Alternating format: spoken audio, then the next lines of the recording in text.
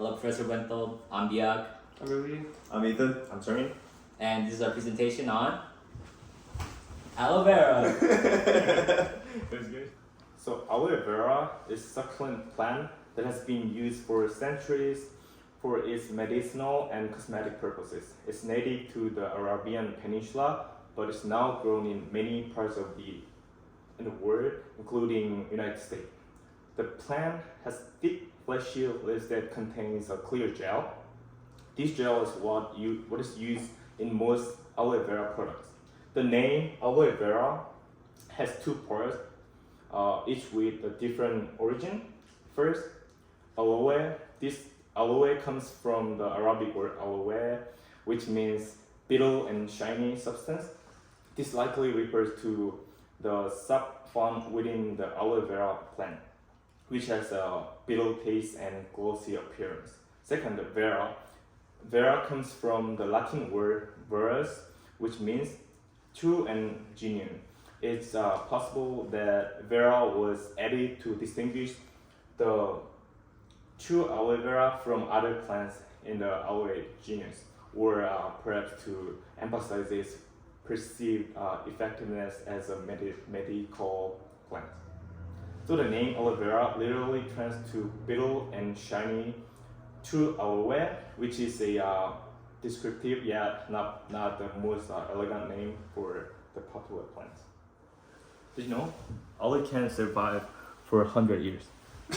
So as Jugan explained earlier, aloe vera is a type of succulent, and so you've probably heard the term succulent plant before, and you've probably gone to Home Depot and you've seen these little plants that are in these pots over here. And so what a succulent plant are these plants with fleshy tissues that store water in the insides, and they're stored within the stems instead of the leaves that a plant would usually have. And they are found in arid and humid environments such as the Middle East, Africa, and South America. And so what makes succulent plants stand out from regular plants is that they have a unique form of photosynthesis called CAM photosynthesis that is crassulation acid metabolism.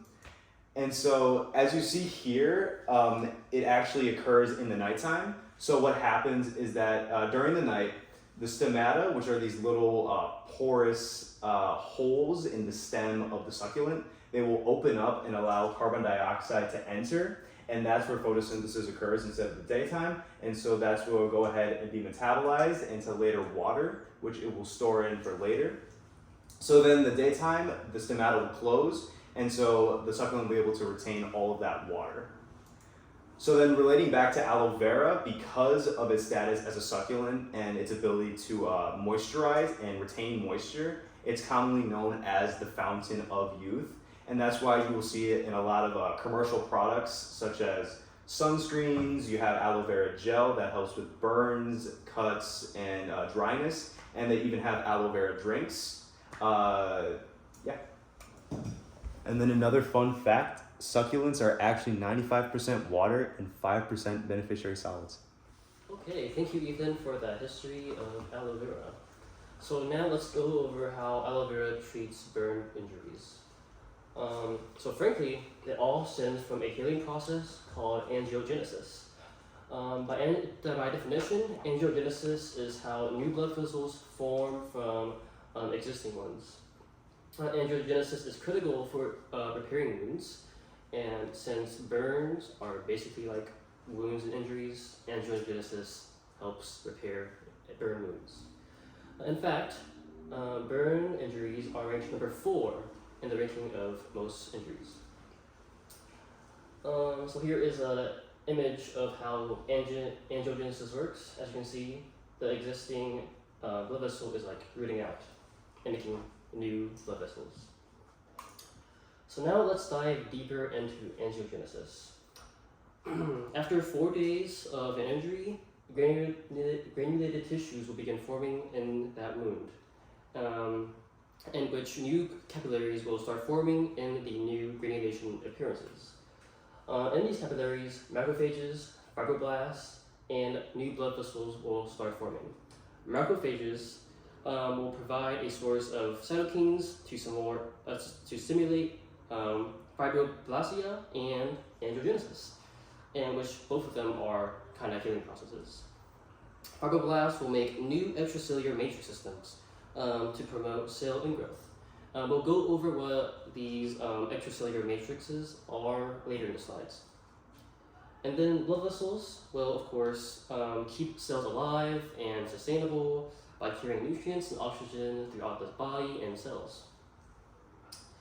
The quantity and quality of granular tissues will correlate with the cell activity of these three biological components within the body, which then goes into how angiogenesis will repair the wounds in the body. And additionally, collagens and blood clotting also helps with angiogenesis and the general wound repair process. So now let's go over the extracellular matrix, otherwise abbreviated as ECM. So what ECM is a large supportive network between cells, your tissues, and micromolecules in your body. ECM is highly important in regulating angiogenesis. It provides a scaffold support and plays into signaling roles in your cells. And additionally, ECMs also modulate growth factors like the endothelial growth factors in the repair process. In the endothelial basement, as shown in this image here, there are two major laminins that play into the wound repair process. Laminin 10 is like highly expressed in blood wounds and blood vessels of wounds, and the laminin 8 promotes endothelial cell attachment, migration, and tubular formation, which then mediates into the angiogenesis process. That's pretty cool. Okay, so the pink photomicrograph here visualizes the formation of granulated tissues and also inflammation cells. And then the blue photomicrograph here shows the fineness of like collagen fibers. So in both cases, we see that group B, sections A, C, E, with no aloe vera treatment, it has like a darker hue of color, and that basically just shows like, or for the pink one, it shows like more information with circles, and for the blue one, it shows a more coarse, thick fiber bundles, fiber collagen bundles, which we do not want for the healing process. But for sections B, D, and F, for group C with aloe vera treatment, we see that it has a lighter hue and it's not as chaotic with colors and all that. There's less circles, less information with the aloe vera treatment for the pink photomicrograph, and we also see occurrence with blood vessel formation here with a thick arrow, and then for the blue photomicrograph we see again a lighter hue, less blue, and that basically just shows it's a finer collagen fibers, which we want for angiogenesis and the healing process. So all this goes back into angiogenesis and how we heal our burn injuries. Fun fact, aloe vera is classified as a weed. Thank you for that, Ruth. And now here's some more applications of aloe vera. So looking in the medical world, in this research paper that I found, the authors, they had 20 patients and they took skin from them to use as skin grafts. As you can see, we have 2 even amounts of skin areas. And so after the surgery, to help with healing, on the left side, they had a regular just medical gel to help with the healing. And on the right side, they had a special gel where it was 88% aloe vera.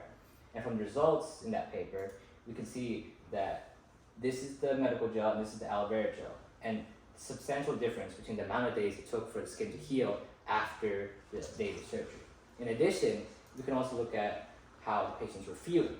In this graph, we can see that with the aloe vera, they had reduced pain throughout all the days after their surgery.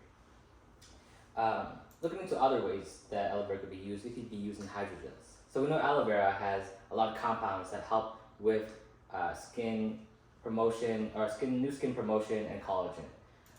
And these are some of the specific compounds that can be found in them.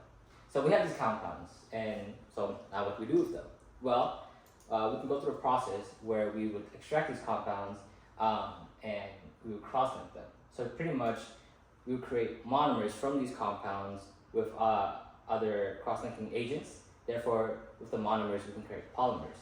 And hopefully one day, it can turn into something like this, sort of like a gel. Very similar to this. Thank you, Professor Buntold, and hopefully we'll be saying aloha to that A.